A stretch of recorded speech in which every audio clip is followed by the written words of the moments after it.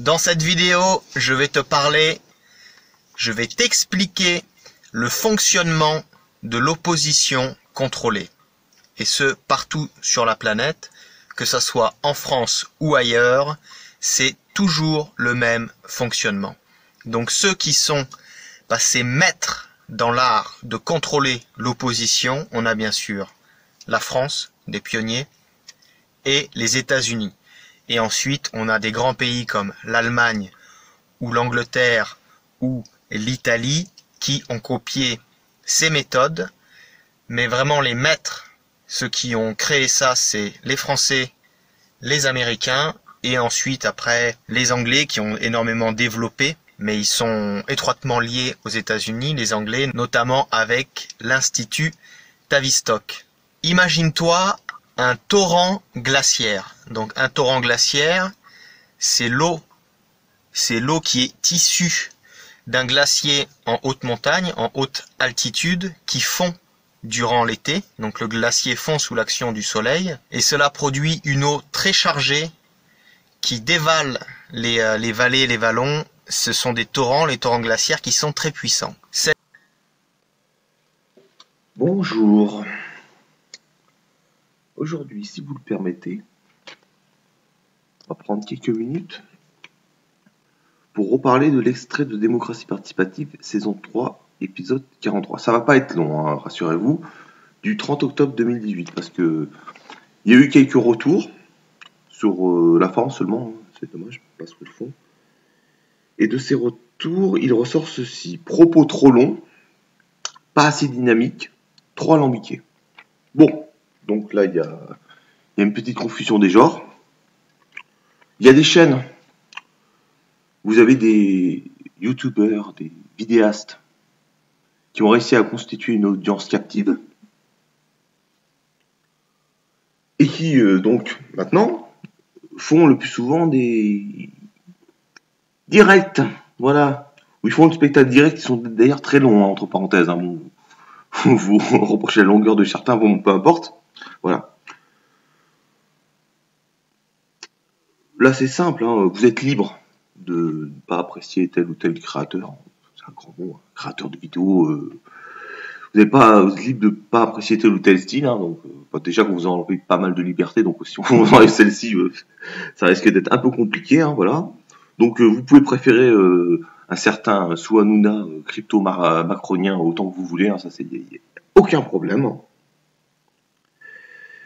Voilà, mais bon, le problème, c'est que après, ça se réduit à une question de popularité, d'engouement, d'adhésion.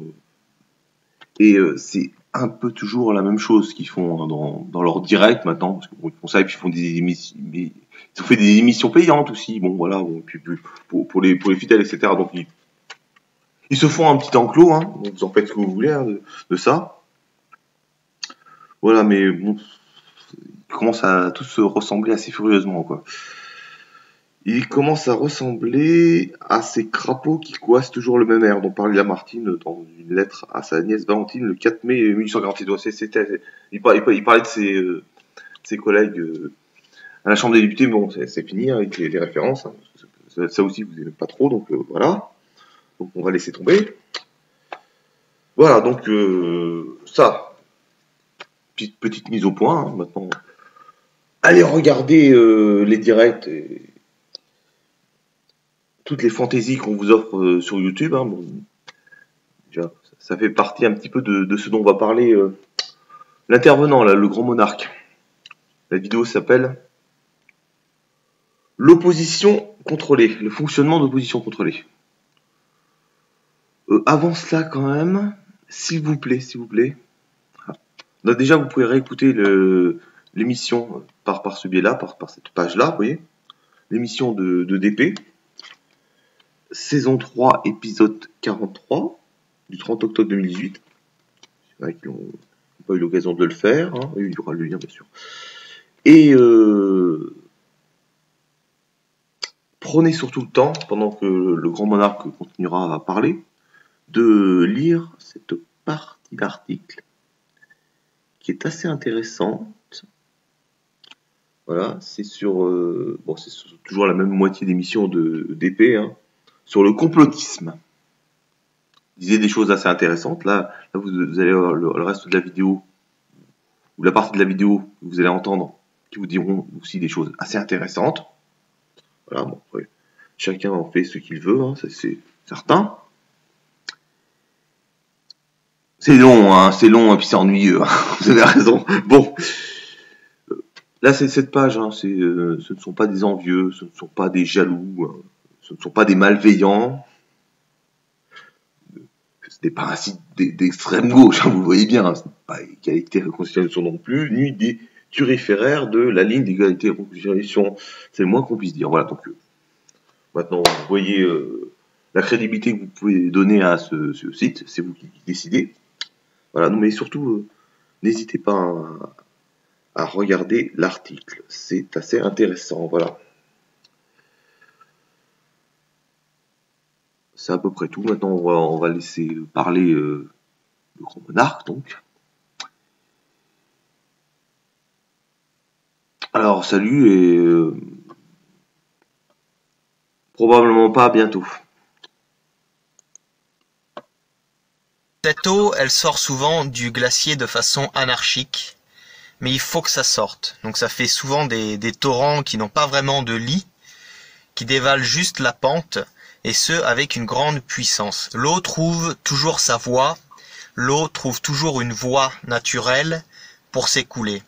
Imagine-toi donc que cette force qui provient du torrent glaciaire, c'est, par exemple, pour la France, cette envie du peuple, des peuples français autochtones, la race blanche qui a créé la France et qui aujourd'hui ne veut pas mourir, le peu qui reste qui n'ont pas envie de mourir. Imagine que cette envie de vivre de ceux qui restent des blancs en France, des autochtones, c'est ce torrent glaciaire. Cette force s'exprime anarchiquement, mais il faut qu'elle s'exprime, il faut qu'elle aille quelque part. On ne peut pas la contenir. On ne peut pas contenir un glacier qui fond. Il faut que cette énergie s'écoule. Il faut que cette énergie ruisselle, se coagule pour former ensuite des torrents, des rivières, des fleuves et rejoindre la mer ou l'océan. Donc tu as cette énergie en France qui est obligée de s'exprimer. On ne peut pas la contenir. Elle est obligée de sortir. Et naturellement, cette énergie, si tu veux, elle part du sommet de la montagne, du glacier, et elle devrait normalement s'écouler tout droit au plus bas, rejoindre la vallée. Tu vois, un axe bien droit, A, B. Et c'est là qu'intervient l'opposition contrôlée. Donc pour tout un tas de raisons, cet axe droit, AB, l'écoulement naturel de cette énergie, qui devrait aboutir à des choses naturelles en France, ça en dérange certains. Que vont faire ceux que cette énergie dérange? Comme je te l'ai expliqué, ils ne peuvent pas empêcher cette énergie de jaillir. La seule chose qu'ils peuvent faire, c'est la canaliser. Ces forces, ces parasites, ces étrangers qui sont en France et ailleurs, partout dans le monde blanc, ne veulent pas que cette énergie s'écoule naturellement, qu'elle parte du point A, du sommet de la montagne, rejoindre le point B naturellement. Ils ne peuvent pas stopper ce torrent glaciaire, ils ne peuvent pas l'arrêter. Donc qu'est-ce qu'ils vont faire? Ils vont le détourner. Et pour ceux qui connaissent un peu les Alpes ou les Pyrénées, ils ont dû voir très souvent des torrents glaciaires qui sont captés, détournés, canalisés, cette force incroyable, pour en faire de l'électricité. Donc au lieu de laisser une énergie jaillir et faire ce qu'elle doit faire, c'est-à-dire des torrents incroyables, incontrôlés, qui souvent ravagent tout sur leur passage, quand il y a des crues, quand il y a des orages, de grosses fontes de neige, eh bien l'homme canalise ça, le régule, et ce qui est un torrent incontrôlé devient une source d'énergie pour l'homme. En l'occurrence, avec l'eau, on en fait de l'électricité. Eh bien c'est exactement la même chose avec les peuples qui n'ont pas envie de mourir en Europe, en Amérique du Nord. On prend une énergie, cette énergie vitale, qui est l'énergie vitale de la race aryenne, on la canalise et on la transforme en quelque chose de complètement différent, d'improductif, de stérile. Donc tu as cette énergie qui part du sommet de la montagne, qui devrait aller tout droit en bas au point B, et comme on ne peut pas la stopper, eh bien lorsqu'elle arrive à mi-parcours, on la fait dévier et on la fait aller vers une centrale électrique.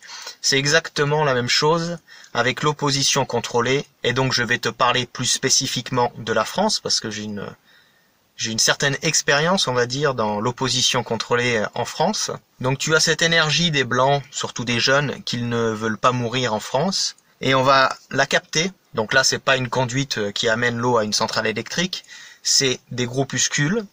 On va capter cette énergie via des groupuscules, et on va transformer ça en quelque chose de stérile, ou voire de contre-productif. Je vais partir du principe qu'il y a en gros 3 types de différents groupuscules. Donc le premier type de groupuscule, qui est assez fréquent, ce sont des gens qui sont sincères, motivés, qui se regroupent, qui veulent lancer un mouvement, un parti, et ils sont tous honnêtes à la base. Ils sont sincères. C'est ceux qui affolent le plus le gouvernement. Donc le gouvernement va envoyer ses agents à l'intérieur pour parasiter le groupuscule. Le gouvernement envoie toujours plusieurs agents, 2 ou 3 minimum, qui parfois ne se connaissent pas, ne savent pas que peut-être dans leur groupe, dans leur département, leur région, ils sont en contact avec des personnes qui travaillent elles aussi pour les renseignements français et qui font le même travail qu'eux, mais l'un et l'autre ne le savent pas, ou parfois il y a que un côté qui ne le sait pas, c'est-à-dire que tu vas en avoir un qui va surveiller l'autre, et l'autre ne le sait pas. Là, ces agents, pendant 2-3 ans, vont faire un travail de noyautage,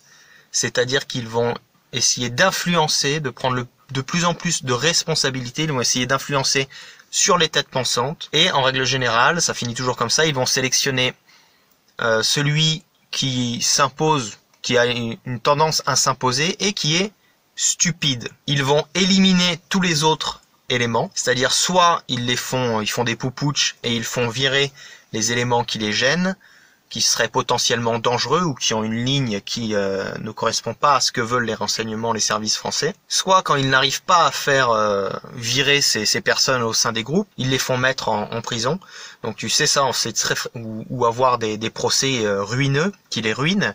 Ça c'est très fréquent, tu sais, dans les groupuscules, il y a des mecs, ça fait 15 ans qu'ils sont là, ils ont jamais rien eu. Et t'as les autres par contre qui gravitent autour, dès qu'il y en a un qui a un peu des qualités, il dégage, soit il va en tôle, soit il se prend des procès, il se fait exploser. Donc tu as ce premier type, ce premier cas de groupuscule où à la base c'était des gens sincères, où le groupuscule, le mouvement, le parti s'est fait noyauter de l'intérieur, où la personne qui est au sommet, le leader du groupuscule, est sincère, il n'a rien compris à ce qui s'était passé et il est persuadé que si il peut continuer ce qu'il fait, c'est parce qu'il est le plus intelligent, c'est parce qu'il est meilleur que les autres, alors qu'en fait il est simplement manipulé par des agents qui lui flattent son ego, qui lui disent « ce que tu fais c'est très bien ». Ils essayent de faire de l'extrême droite cachère. Oui, mais en fait tu sais, Israël c'est nos meilleurs alliés, les juifs dans l'histoire c'est pas ce qu'on croit. Moi j'ai un ami juif qui est dentiste, il est extraordinaire, il m'a soigné une carie, etc., etc. Vous connaissez la musique par cœur. Donc on a ce premier type de groupuscule où celui à la tête est l'un des fondateurs du mouvement, du parti, voire même l'initiateur. Il est persuadé de sa connerie et il suffit de lui flatter un peu l'ego pour qu'il aille dans la direction où on veut, lui lâcher un peu de pognon pour l'orienter très facilement. Et ceux-là, comme ce sont des idiots, c'est vraiment eux, ce sont les archétypes d'idiots utiles, ce sont les plus stupides et donc ce sont ceux qui font le plus de dommages. Tu as une variante de ce type de groupuscule où celui qui est à la tête du groupuscule, au bout d'un moment, se rend compte qu'il est utilisé par les services français et où il va se soumettre ou négocier, devenir une pute. Deuxième type de groupuscule, c'est le groupuscule qui a été créé de A à Z par les renseignements français. Donc ce type de groupuscule, ce type d'opposition contrôlée est aussi très fréquent en France. Donc, lorsque le gouvernement français voit qu'il y a une énergie qui commence à vouloir s'exprimer de façon incontrôlée, ce que je t'expliquais avec le torrent glaciaire, il faut qu'il sorte du glacier, tu ne pourras pas l'empêcher. Et le gouvernement, les services de renseignement sentent que si ces énergies qui sont en train de jaillir s'agglomèrent, se cristallisent, ça peut être dangereux pour lui Par exemple, les gilets jaunes, c'est ce qu'on a vu avec les gilets jaunes, il fallait qu'il y ait quelque chose, une colère qui s'exprime. Dans un premier temps, le gouvernement n'a pas vu venir, et donc ça lui a explosé à la figure, et donc il a fallu qu'il fasse un travail énorme pour récupérer le mouvement. Ça, c'est le pire scénario pour l'État. Et donc, en général, comme les services de renseignement, de contrôle, de désinformation, les agents désinformateurs en France sont très forts, en général, ils anticipent. Donc, quand ils sentent qu'il y a quelque chose qui a besoin de s'exprimer, de se renouveler, que les groupuscules, l'opposition contrôlée qu'ils maîtrisent déjà depuis des dizaines d'années ne correspond plus à une nouvelle demande, eh bien, ils lancent un nouveau groupuscule, un nouveau mouvement. C'est ce qu'on appelle des commandes. Et donc là, on voit, sortis de nulle part, très souvent, des gens qui débarquent, qui ont des relais médiatiques, qui ont de la mauvaise pub, mais de la pub. De la mauvaise pub, ça reste de la pub. C'est-à-dire quand tu as Slate ou les Inrecuptibles qui font un billet pour dire « Ouh là là, les méchants nazis, des suprémacistes blancs, ils sont horribles », ben tu peux être sûr que le gamin qui dit ça, qui en peut plus durant sa scolarité des Noirs, des Maghrébins, qu'est-ce qu'il va faire? Il va lire le billet sur Slate et tout de suite, il va aller prendre contact avec le groupuscule qui est décrié dans l'article. C'est de la mauvaise publicité, mais ça reste de la publicité. Donc on voit des mecs qui débarquent, qui du jour au lendemain ont une publicité, une mauvaise presse, mais qui ont une mauvaise presse un peu partout. Voire on en parle dans les médias, donc là tu peux être sûr que quand on parle à la télé de groupuscules, de certains leaders de ces groupuscules, tu peux être sûr que c'est de l'opposition contrôlée. Et donc là c'est le gouvernement qui met tout en place. Donc très souvent, le plus souvent dans ce type de mouvement, tu vas avoir des gens qui vont vouloir... donc c'est toujours des agents, des informateurs. Donc c'est un indique de police, si tu veux, c'est le plus souvent. Donc il y a des mecs, t'as deux types d'indiques de police. T'as celui qui rentre dans la police, qui compte faire carrière dans le renseignement, et on lui dit tu vas aller infiltrer des groupuscules d'extrême droite, tu vas faire de la désinformation sur YouTube, sur Internet. Ou tu as le mec retourné, c'est-à-dire c'est un petit militant, pas très bien dans sa peau, un peu fragile. Il se prend une garde à vue, une deuxième garde à vue, 2 coups de pression de la part des flics. Il chie dans son ben, et là c'est parti, c'est open bar, il file toutes les infos, il donne tous les renseignements, et ils sont payés pour ça. En France, ils sont très bien payés pour faire ce sale boulot. Donc c'est les deux types d'indiques de police que tu as en règle générale. Donc soit t'as le mec qui vient directement de l'armée ou de différents services de la police, il y a plein de trucs en France, ou c'est le mec retourné, c'est le mec, ça, tu sais pas pourquoi, ça fait 15 ans, 20 ans qu'il traîne dans les groupuscules d'extrême droite. Et le mec veut tout savoir. Dès qu'il y a un truc qui se lance, il veut aller sur place, il veut voir, il veut rencontrer les gens. Très important, camarade. Méfie-toi toujours des gens, quand il y a des réunions, des meetings, n'importe quoi, qui veulent faire des photos. Ah, on fait une photo de groupe. Faut faire une photo de groupe. Non mais vous inquiétez pas, je vais flouter les visages. Bon, ce mec-là, ou cette fille, non, celui qui dit on fait une photo de groupe, normalement c'est tu droites direct. Je passe les détails, donc méfie-toi, voilà. Celui qui veut faire des photos de groupe en permanence. Le mec, il est censé avoir un emploi du temps chargé, et puis pourtant, en pleine semaine, tu sais, le mercredi soir, il arrive à se libérer pour faire 200 bornes en bagnole, pour aller à une réunion de merde où il y avait 4 personnes. Débat restaurant, tu vois, le mercredi soir, le mec, il fait 200 km aller, 200 km retour, et il fait ça tout le temps. Il est sur tous les trucs. Bon, ça, c'est une pute. Ça, c'est un indique de police. Ce type de profil-là, tu peux être sûr que tu as affaire à un mec qui a été retourné, et qui maintenant fait dans le renseignement. Et tous les mois, il faut qu'il donne des infos pour faire du pognon. Donc les mecs vont... Ah, qu'est-ce qu'il devient machin? Où il en est? Qu'est-ce qu'il fait? Donc ce deuxième type de groupuscules, qui sont des commandes directes de l'État pour capter des énergies, pour éviter que les gens partent dans tous les sens, tu vas très souvent les voir, donc te sortir des discours, faut faire l'union de la droite, il faut qu'on s'allie tous ensemble, il faut que tous les groupuscules se rejoignent. Bah oui, parce que plus tu centralises, plus c'est facile de contrôler, d'identifier. Ce qu'ils détestent par-dessus tout, c'est ce qu'on appelle en anglais le leaderless resistance, c'est-à-dire la résistance sans chef, les groupuscules autonomes. Ça, c'est ce qui leur fait le plus peur, et c'est pour ça que tous les groupuscules sous contrôle de l'État, ou voire qui ont carrément été créés par l'État, sont en permanence en train de vouloir faire dans la quantité plutôt que la qualité, s'agrandir le plus possible, agglomérer le plus possible, détruire leurs concurrents pour les assimiler, parce que comme ça, ils ont un meilleur chiffre d'affaires, ils sont promus ensuite dans leur carrière d'indic de police. Et le troisième type de groupuscule, c'est le groupuscule où les personnes qui ont lancé le groupuscule sont très intelligentes, se prennent des coups de pression mais ne cèdent pas, où les différents leaders se font détruire, et ceux-là, donc, se font détruire par des procès, des mises en prison régulière. Ce type de groupuscule est forcé de rester à l'état d'embryon, puisque dès qu'il y en a un qui lève le petit doigt, la justice tombe sur les personnes, les défonce, les met en tôle, ruine les gens, et donc ces groupuscules ne peuvent pas se développer, ne peuvent pas devenir des mouvements, ne peuvent pas devenir des partis, et au bout de 3 à 4 ans, ils s'éteignent à force de répression. Donc ce type de groupuscule en France, tu n'en as plus trop, et aux États-Unis plus trop non plus, puisque avec Internet, notamment particulièrement en France et aux États-Unis, où c'est un peu la même sociologie d'incel, de no life, de gens pas très cultivés qui passent leur vie sur Internet. On voit qui passent leur vie sur YouTube plus précisément.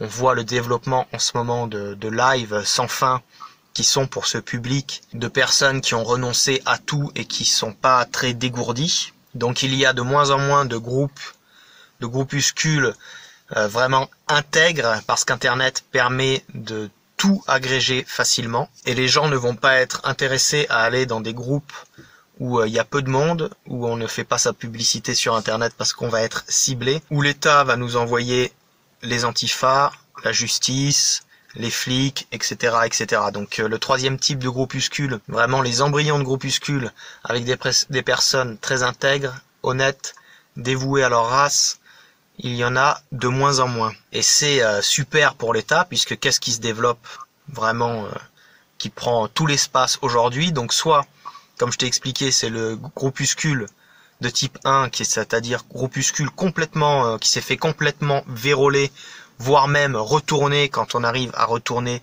le chef, le président de ce groupuscule, c'est très fréquent. Ou alors le deuxième type, la commande d'État, où là, les mecs, 8 mecs sur 10 qui ont fondé le truc, c'est des indics de police, des mecs qui bossent pour les renseignements et qui font leur petit travail de propagande sur Internet, de noyautage, qui essayent de répandre dans toutes les sphères cette idée saugrenue que Israël serait le meilleur allié de la France contre on ne sait pas quoi, mais contre quelque chose. Et Israël va aider la France. Quoi qu'il arrive, Israël est du côté de la France et des Français, bien entendu. Et pour cela, ils ont moyens illimités. Il y a beaucoup de camarades qui se disent « Mais comment ça se fait qu'il n'y ait pas d'argent à l'extrême droite pour sauver, pour aider les Français qui sont en train de mourir ?» Si, il y a beaucoup d'argent en fait qui circule. Il y a des sphères où il y a énormément d'argent qui circule. Et ça en rend complètement fou certains. C'est-à-dire, vous allez voir des mecs qui étaient là plus ou moins, oui, qui vous parlaient de nazisme, de race, pendant 3-4 ans qui galéraient, puis du jour au lendemain, les mecs se retournent. C'est parce que simplement de voir le tas d'or au loin, les mecs disjonctent.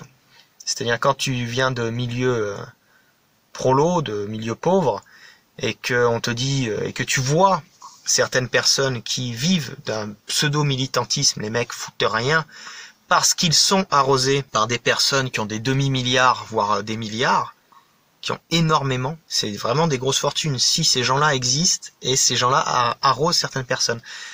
Le problème, c'est que ces gens, la plupart du temps, c'est de l'enjuiver, ou alors ils ont une intelligence politique nulle.